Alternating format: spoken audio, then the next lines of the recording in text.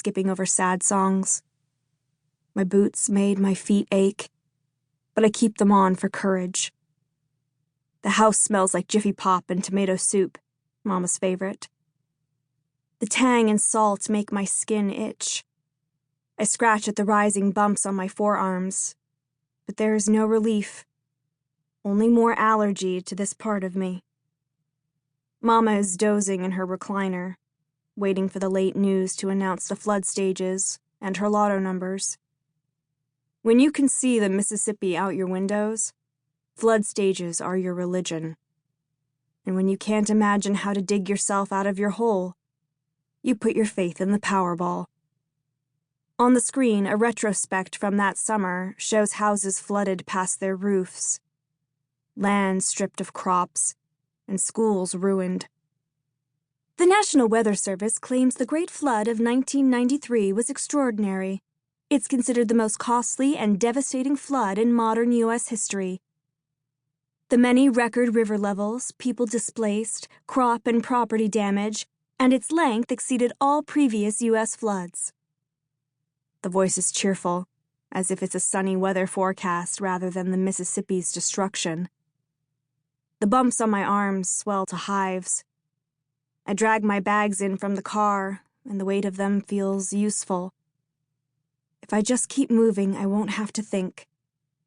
Just like Mama, I always kept the news on in the background of my apartment in Florida, just for the noise, to feel like I had people around me when I didn't. As I lug in the last suitcase, a threadbare maroon one Aunt Betty bought me for my high school graduation, the zipper busts and a pathetic pile of dirty socks spills out. Mama opens her eyes, and we both stare at the socks. Then she sighs like this is exactly the kind of mess she expects from me.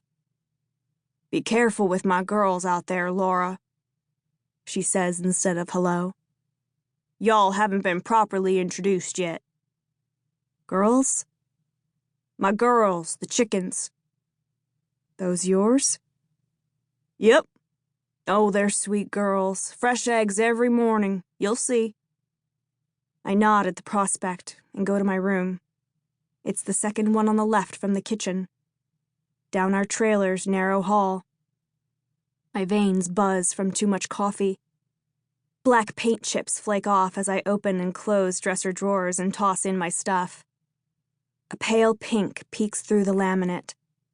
My best friend, Rose, and I painted the walls and furniture charcoal magic in 9th grade. We thought it sounded sophisticated. Mama turns up the TV volume and follows me down the hall. "Take your shit kickers off in the house." I hold up one of my boots to show her the spotless snakeskin. "They're clean." She shakes her head but doesn't insist. "Looks like a long visit." "Maybe." The last 10 years of my life are these 4 suitcases. My shrinking savings account and the car that barely got me here. It doesn't look like much more than I took when I left. I've given myself until the 4th of July to decide what's next. Mama leans against the door frame while I unpack. The lotto tickets are tight in her right hand. "You play the same numbers?" I ask. I know the answer, but I know she wants to tell me too. "Always." "Which ones?" "You and your brother's birthdays. Always." "They lucky?" Mama huffs. "Not yet." She chews the nicotine gum I sent her, like a cow working its cud.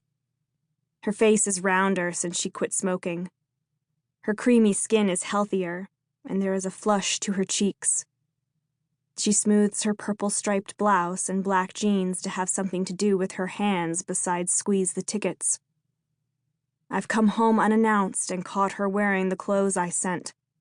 The ones she never thanked me for or acknowledged. Clearly, she didn't hate them. "Just a few weeks. Maybe a month," I finally say. Telling the truth, mainly. "That okay?" "I've got vacation time coming. Thought I'd spend it here catching up." I slip back.